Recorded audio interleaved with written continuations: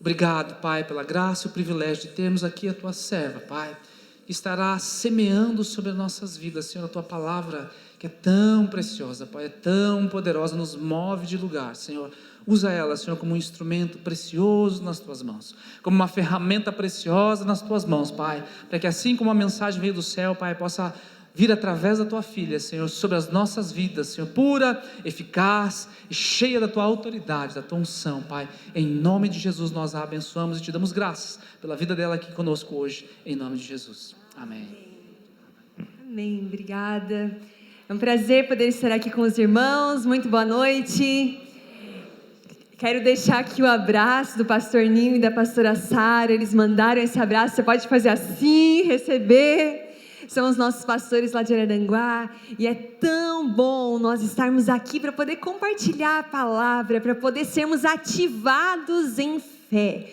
Você quer ir um nível a mais? Eu digo que cada vez o Senhor nos chama para um passinho a mais, um pouquinho mais, e conforme nós vamos nos dispondo, o Senhor vai derramando, vai aumentando a nossa revelação sobre quem Ele é, e aí nós podemos caminhar em fé e irmos muito além.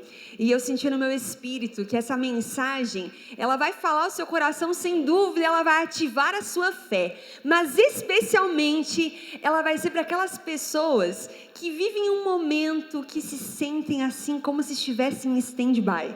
Sabe aquele stand-by que você dá no computador? Que ele fica ali meio parado, embora algumas coisas ainda estejam funcionando por trás, ele está em stand-by. Tem momentos da nossa vida onde parece que está tudo em stand-by. Parece que está tudo meio estagnado, meio parado, parece que nada está acontecendo. Mas nesses momentos onde parece, você pode falar aí, parece que nada está acontecendo, existe algo no reino do Espírito que está se movendo.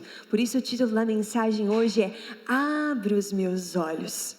Quando nós estamos sensíveis a Deus e oramos e dizemos: Deus, abre os meus olhos, eu quero ver com a tua perspectiva, eu quero enxergar aquilo que o Senhor está enxergando, porque quando nós enxergamos como o Senhor está enxergando, nós podemos descansar, nós podemos confiar. Você pode mais uma vez fechar os teus olhos e dizer: Deus, nessa noite abre os meus olhos, abre os meus olhos espirituais, eu quero ver como o Senhor vê.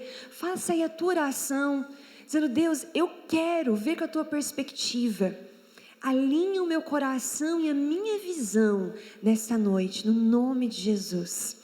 Amém? Pega aí essa Bíblia em 2 Reis, capítulo 6, versículos 14 a 17. 2 Reis, capítulo 6. Enquanto você abre, eu vou dar aqui o contexto dessa história. Com frequência, o povo da Síria estava em guerra contra Israel. E o rei Ciro, eu falo rei Ciro, mas não é o rei, o nome dele não é Ciro, tá? É porque ele era da Síria. Então o rei Sírio, ele com frequência estava lá atacando, mas ele estava angustiado, porque ele falava assim: gente, deve ter um delator aqui no nosso meio, deve ter um espião, alguém aqui infiltrado, porque tudo aquilo que nós tentamos fazer, de repente o povo lá já se preparou. Ele já está armado, já está preparado, parece que eles sabem as nossas emboscadas, deve ter um delator. E aí, quem estava ali com o rei falou assim: não, rei, todos nós somos fiéis, todos nós somos leais ao rei. A questão é que lá em Israel tem um profeta chamado Eliseu, e ele é assim com Deus, e Deus revela os segredos e as estratégias de guerra que nós tratamos aqui, só entre nós, Deus revela lá, e por isso eles se preparam contra as nossas artimanhas, e por isso eles sempre vencem a guerra. Então, aqui deixa eu só fazer um parênteses. Deus, Ele quer ter esse tipo de relacionamento contigo.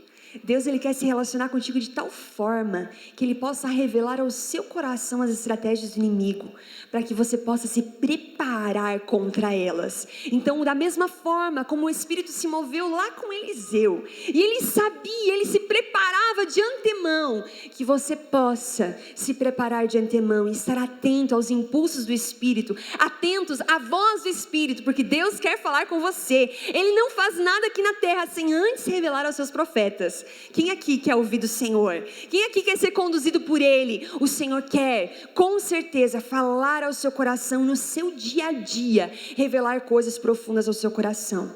Então, como aquele rei estava aí tentando vencer Israel, ele pensou assim, ao invés de atacar todo Israel, eu vou atrás desse cara. Eu vou atrás de Eliseu, vou acabar com ele, porque acabando com Eliseu, eu vou derrotar Israel. Então, ele preparou todo um exército, grandes tropas, todos armados para irem contra Eliseu, irem lá acabar com ele. E é nesse contexto que nós vamos ler o texto de 2 Reis, capítulo 6. Olha o que diz a partir do versículo 14. Ele enviou para lá uma grande tropa com cavalos e carros de guerra. Eles chegaram de noite e cercaram a cidade. O servo do homem de Deus levantou-se bem cedo pela manhã e quando ele saía, viu essa tropa com cavalos e carros de guerra que havia cercado a cidade. Então ele exclamou: ai, meu Senhor, o que faremos?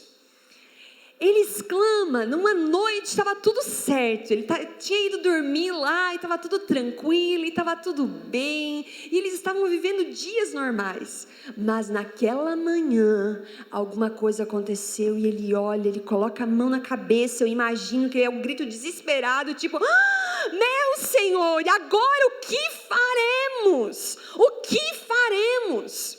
Tem momentos na nossa vida que são assim, momentos onde está tudo bem, está tudo tranquilo, você vai dormir, está tudo certo, mas no dia seguinte, de repente, você se depara com algo e que você fala, ai meu Deus, e agora? O que eu vou fazer? E agora? O que vai ser? Sabe, essa situação pode ser um diagnóstico médico que de repente bateu a sua porta.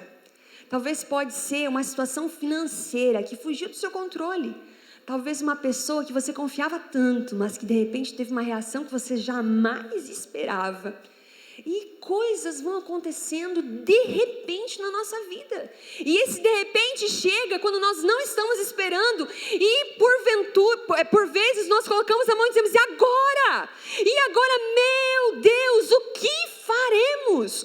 Como vamos agir? O que faremos? Essas situações onde a pressão ela é grande. Você já viveu momentos de grande pressão? Onde parece que o mundo está te esmagando.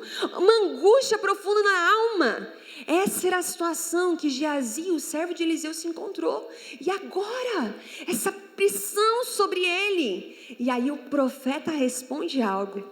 Que é algo bem interessante para a nossa vida. Versículo 16. Eu vou fracionar aqui em duas partes. O profeta respondeu. O que ele falou? Não tenha medo. Não temas. Aqui é algo poderoso para o nosso coração. Muitas vezes, ao invés de nós sabermos o que nós devemos fazer, é importante, até mais importante, nós sabemos o que nós não devemos fazer. E o profeta dá um direcionamento do que ele não devia fazer. Não tenha medo. Em momentos onde as situações se impõem sobre a sua vida, onde os problemas te cercam e você se sente cercado por inimigos, é importante você se focar no Senhor e dizer, eu não vou ter medo, eu não vou ter medo. É nesses momentos onde você lembra que você não pode parar de adorar a Deus. Não pare de adorar, não pare de cantar. Nós cantamos mesmo em meio às adversidades, nós louvamos mesmo em meio aos desafios. Não podemos parar. É nesses momentos onde a sua alegria, o inimigo vem para tentar roubar. Mas é importante você saber, não abra mão da sua alegria, não perca a sua alegria, não negocie a sua alegria, mesmo com as coisas que estão aí ao seu redor, porque a alegria do Senhor é a nossa força, é ela que nos dá ânimo, é ela que nos encoraja, então não perca a alegria. Nesses momentos, a paz quer ser roubada da nossa vida, e a ansiedade quer se impor. A ansiedade quer se estabelecer, de repente começa a insônia, de repente começam os problemas de saúde, por conta disso, é aquela palpitação no coração, aquelas crises. Não perca a sua paz. O Senhor, Ele se apresentou e Ele, ainda quando Isaías profetizou, Ele falou, um menino nasceu, um filho se nos deu, e Ele será chamado, vou direto para a parte principal, Príncipe da paz. Jesus é o príncipe da paz, então não abra mão da sua paz. Quando coisas vierem sobre você para tentar roubar, permaneça firme nesse lugar, permaneça firme no Senhor. Ele é o príncipe da paz, e a paz é essa presença que invade nosso coração. Então saiba aquilo que você não pode fazer, você não pode desistir. Tem momentos onde parece que perde as forças e você quer desistir, você quer parar, que o mundo pare para você descer um pouquinho e descansar. Não desista, não desista, permaneça, vá avançando, porque a situação vai passar, os problemas passam, e você precisa continuar. E aí, finalizando com o conselho de Eliseu: não tenha medo, não temas. O medo, ele quer chegar, porque quando o medo chega, a nossa fé, ela é paralisada. O nosso propósito, ele é paralisado. Aquilo que o Senhor sonhou para a sua vida, se você deixar o medo entrar, você não vai conseguir realizar aquilo que Deus tem. Então, não deixe o medo prevalecer, mas comece a exercer a fé, comece a olhar para o Senhor e lembrar quem Ele é, porque quando você lembra quem Ele é, o medo vai embora, o medo vai embora. Onde a fé prevalece, o medo desaparece, e nós precisamos exercitar isso em Deus. Não tenha medo. Sabe quantas vezes na Bíblia se faz essa referência: não temas, não tenha medo? Sabe quantas vezes?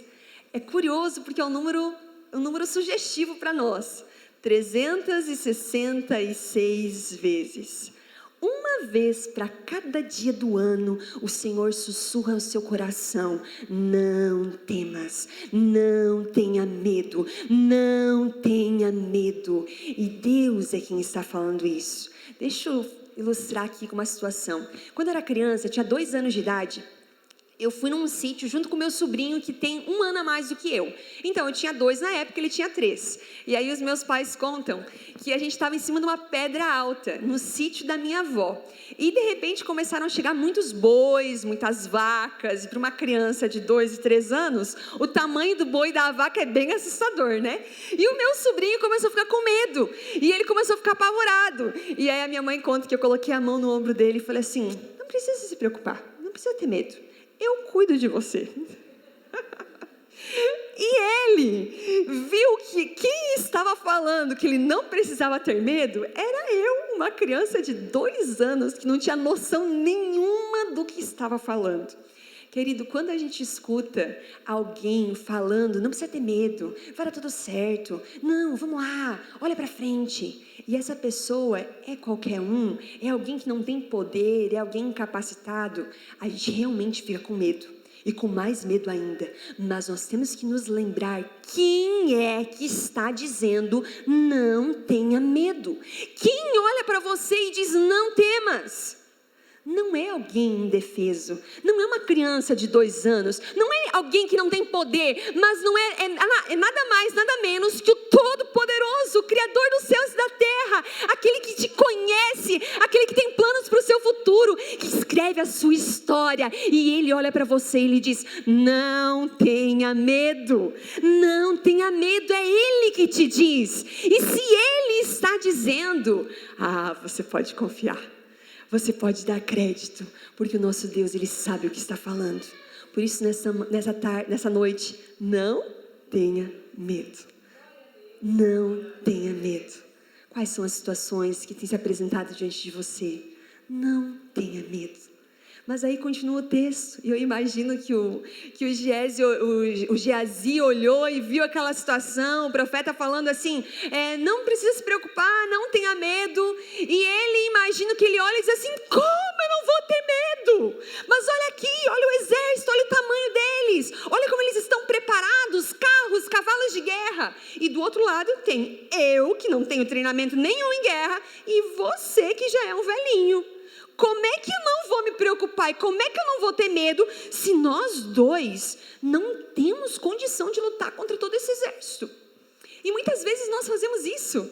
E nós olhamos e dizemos: Deus, como eu não vou ter medo? Olha a situação, só está eu aqui, olha só, não tem como. como? E nós começamos a usar argumentos racionais e argumentos lógicos para dizer e justificar o nosso medo. E nós começamos a colocar, não dá para não ter medo. Olha só, e nós começamos a dar influência e dar ibope moral para os nossos problemas.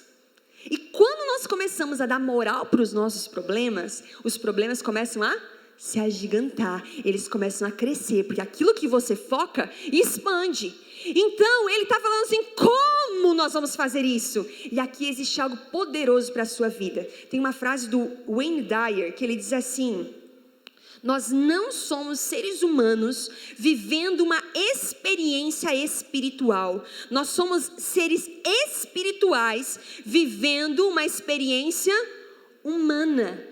Ou seja, nós não podemos analisar a nossa vida de acordo com aquilo que nós estamos vendo, porque a fé não diz respeito àquilo que vemos, a fé diz respeito àquilo que nós não vemos. Você é um ser espiritual com experiências naturais. Por isso, foque, é importante você enxergar aquilo que não é visto a olhos nus, aquilo que nós não enxergamos aqui. A fé, ela vê o invisível, a fé, ela enxerga para além, a fé, ela capta aquilo que o Senhor tem e ela diz, é para lá que eu estou indo, eu sei aquilo que o Senhor tem. É assim que nós precisamos exercitar a nossa fé, é assim que nós precisamos ver como Deus vê. Nós não somos seres naturais, com experiências espirituais, somos seres espirituais, por isso precisamos olhar dessa forma. Tem um texto de Paulo que ele diz assim: assim nós não desanimamos, embora estamos a nos desgastar externamente, internamente nós somos renovados dia após dia, porque nós colocamos os nossos olhos não naquilo que se vê, mas naquilo que não se vê, porque o que se vê é transitório, mas o que não se vê é eterno. Essa é a palavra de Deus para o seu coração. Não desanime, não desanime. Talvez o exército à sua volta está te pressionando, mas embora exteriormente você está se desgastando, se apegue a essa força interior, se apegue a essa visão do céu para o seu coração, e você vai olhar para os problemas que estão à sua volta. Você não vai negar a existência dos seus problemas, mas você vai negar influência desses problemas sobre a sua vida. Eu vou repetir porque isso pode mudar a sua vida. Você não vai negar que os problemas existem, que eles estão aí, mas você vai negar a influência desses problemas sobre a sua vida, porque você vai lembrar quem é que está com você. E aí no versículo 16, o profeta Eliseu, ele continua: não tenha medo, aqueles que estão conosco são muito mais numerosos do que eles. São muito mais numerosos. Ou seja, Eliseu, ele não está diminuindo aí a oposição do inimigo. Ele reconhece a oposição do inimigo, mas ele sabe que aqueles que estão com ele são muito maiores. Ele tem essa percepção espiritual. É assim que nós precisamos ver. Não negue não negue a existência dos seus problemas, não negue a oposição do inimigo contra a sua vida, mas saiba, Deus é muito maior do que eles.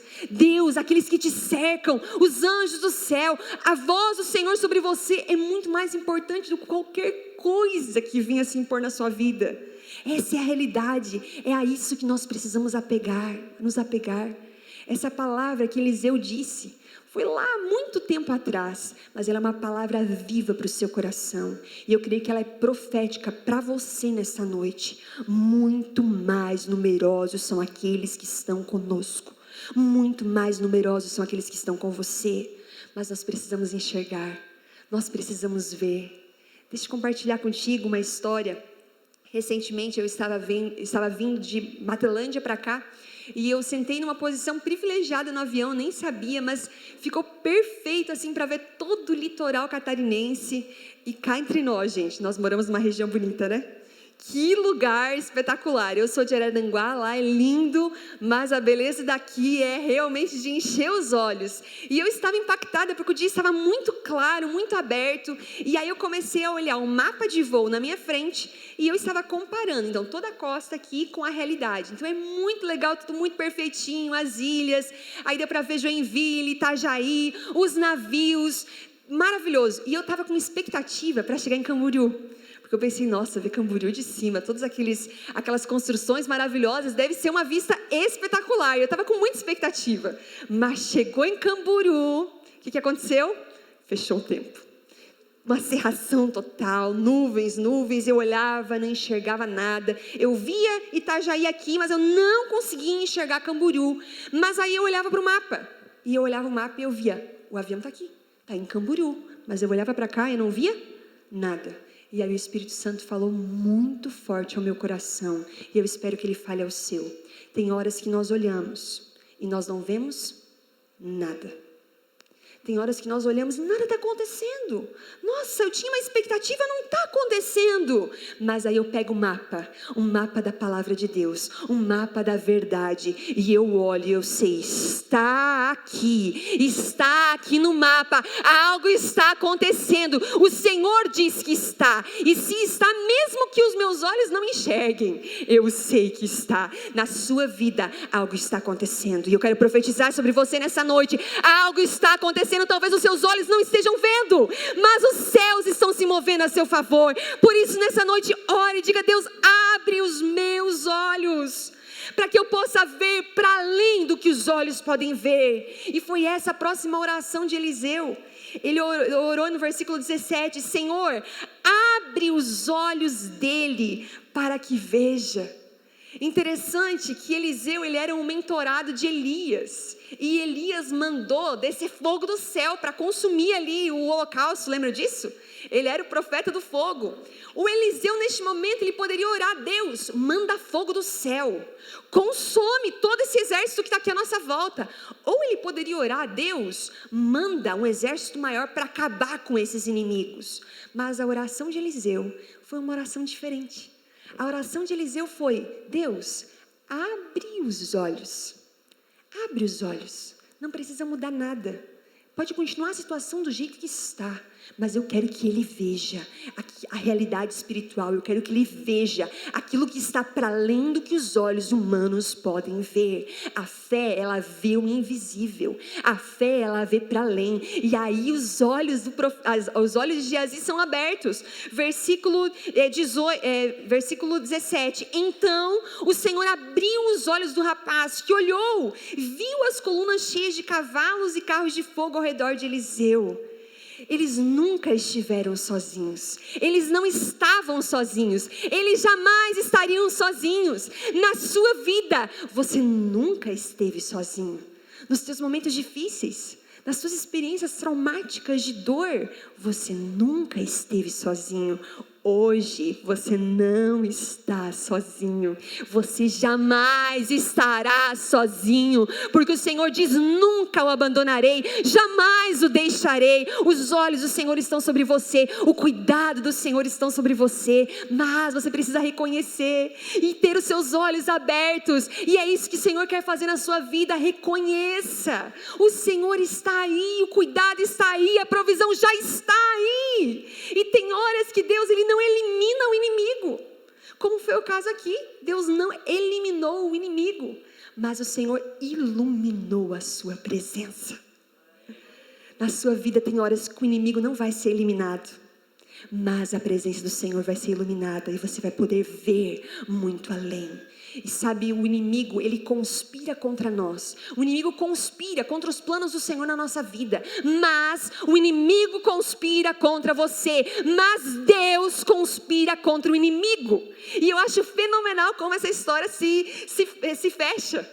É muito interessante, porque aí o Geazi viu todos os exércitos que estavam ali, que eram muito mais numerosos, com os seus olhos espirituais. E da mesma forma como Eliseu, ele ora: abre os olhos de Geazi, ele ora: Deus, fecha os olhos do inimigo, para que eles não vejam.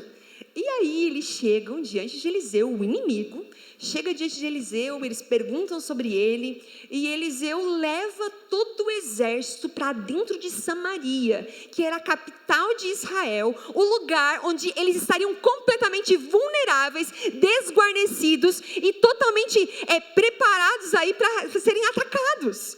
E aí, naquele lugar, os olhos dele se abrem.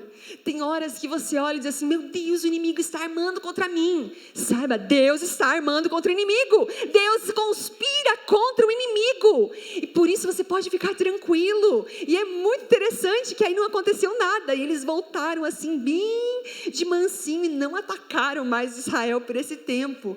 Porque o Senhor conspirou contra o inimigo. Em 1 João capítulo 4, versículo 4 diz: aquele que está em vocês é maior do que o que está no mundo. Quem está em você, aqui ó, dentro do seu coração, é muito maior do que o que está no mundo. O inimigo pode conspirar contra você, mas Deus conspira contra ele. O maior poder da terra está dentro de você. Você carrega o Espírito Santo, e com o Espírito Santo esse grande poder. Por isso se apegue a isso e comece a olhar com a perspectiva do Senhor. Talvez hoje você está sentindo essa pressão do exército vindo contra você. Talvez é um exército de críticas, dizendo: não vai dar certo, você não consegue, está sempre errando nas mesmas coisas, poxa vida, você não vai dar nada mesmo. Se levanta e começa a olhar o que Deus diz a seu respeito. Talvez você esteja vivendo um momento onde um exército dos seus fracassos estão vindo contra você, e aquilo é uma pressão esmagadora sobre a sua vida, mostrando quanto você falhou numa situação, noutra situação. Lembre-se, Deus está contigo, e Ele te dá poder, Ele te dá autoridade para que você possa viver para além disso. O Senhor redime a sua história, muda a sua história. Então, quando esse exército vier, você vai se posicionar em Deus, porque você não é movido por aquilo que você vê, mas você é movido por aquilo que você crê. E você vai lembrar quem é o Senhor e quem Ele quer que você seja. Isso é o que nós precisamos entender, nos posicionarmos em fé, agirmos em fé. A grande questão é: você está vendo o que Deus está vendo? Você está enxergando essa realidade espiritual? Nesse momento eu quero que eles coloquem um vídeo. Parece que nada faz sentido. Olhando deste ângulo, é impossível vencer, parece impossível todas essas coisas juntas fazerem sentido e resultarem em algo bom. Mas quando você foca no ângulo certo, da perspectiva correta, da mesma maneira como Jesus vê, Ele que é perfeito em tudo, que é o alfa, o ômega, o início, o fim, o príncipe da paz, a verdadeira esperança. Quando nós olhamos a partir dele, as coisas que aconteceram, que não estavam previstas, os seus fracassos, as suas experiências negativas, as pessoas difíceis, as situações aparentemente intransponíveis, começam a ganhar sentido. A partir desse ângulo, as coisas soltas começam a fazer parte de um sentido maior. É impossível só até você encontrar o ângulo e a perspectiva correta. Então, a partir da perspectiva de Cristo, você discerne: todas as coisas cooperam para o bem daqueles que amam a Deus. Separadamente, elas não fazem sentido, mas olhando o conjunto, você compreende: Deus é bom. Ele é especialista em tornar os problemas em trampolim, a dor num grande testemunho, as batalhas em milagres. E é nele e somente nele que tudo faz sentido. Tudo faz sentido nele. Tudo. Talvez hoje na sua vida você olhe tantas coisas. É um exército aqui, é um exército ali, é coisas ali. E você diz: meu Deus, o que faremos? Hoje o Senhor te manda te dizer: mais numerosos são aqueles que estão com você. O Senhor está contigo. Olhe da perspectiva certa. Como Deus vê. Como Deus vê, se alinhe a perspectiva dele, alinhe o ângulo das coisas sobre a ótica dele. A ótica do céu é perfeita, a ótica de Deus é a ótica correta, e é assim que nós precisamos ver tanto as situações à nossa volta, quanto a nós mesmos. Tem uma história de um pastor que eu ouvi que ele tem 3 filhos, e 2 deles estavam brincando, e o filho mais velho, lá pelas tantas, olhou para o mais novo e falou assim: me obedece, porque eu sou um gênio. E aí o pai estava passando por perto e falou: o que você está falando? Como assim? Você falou que é um gênio? Aí ele olhou para o pai e falou: sim, você disse que eu sou um gênio. Aí, pum, o pai olhou e ficou meio sem resposta. Ai, meu Deus, e agora o que eu vou falar para o filho? Realmente, eu falo que ele é um gênio. Então, crianças, guardem aí os seus materiais. Vamos lá, vamos. E desfocou, né? Aí ele continuou orando, dizendo, Deus, eu preciso resolver isso. O que eu vou falar? Como é que eu vou sair dessa? Já que eu falei que o meu filho era um gênio, como é que eu vou fazer? E aí, antes de dormir uma noite, ele chama seu filho, coloca debaixo da coberta e começa a conversar. Filho, lembra daquele dia que você falou para o seu irmão que ele tinha que te obedecer porque você era um gênio? Filho, não fica legal você dizer isso a seu respeito. Não combina. Se você fala assim, soa com uma arrogância, soa como um ar de superioridade. Isso não é legal. Então, assim, quando acontecer algo onde as pessoas perguntarem, você é bonito ou você é um gênio, você pode responder assim, ó, o meu pai diz que eu sou.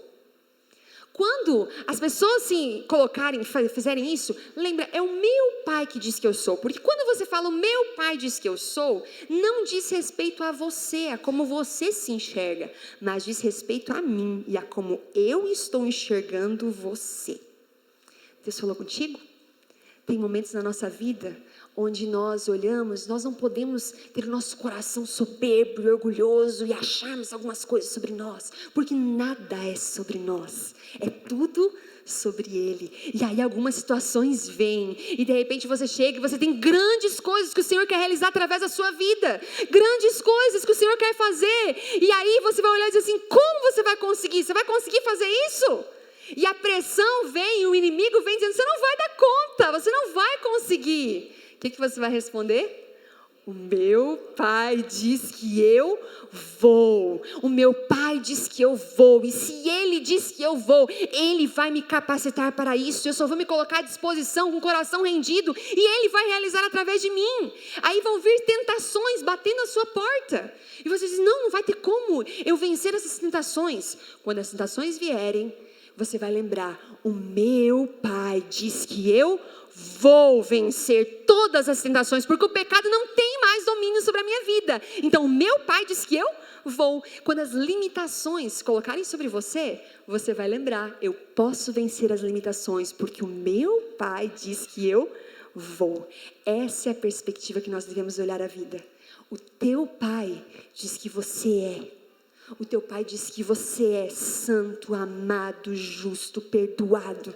O teu pai diz que você pode conquistar grandes coisas para ele. O teu pai diz que você pode andar em vitória. O teu pai diz que você pode andar em fé. O teu pai diz que você pode ver para além daquilo que os nossos olhos aqui podem ver. Você pode ver a realidade espiritual. Por isso, nessa noite, alinhe a sua perspectiva e olhe como o pai diz que você é, como o pai vê.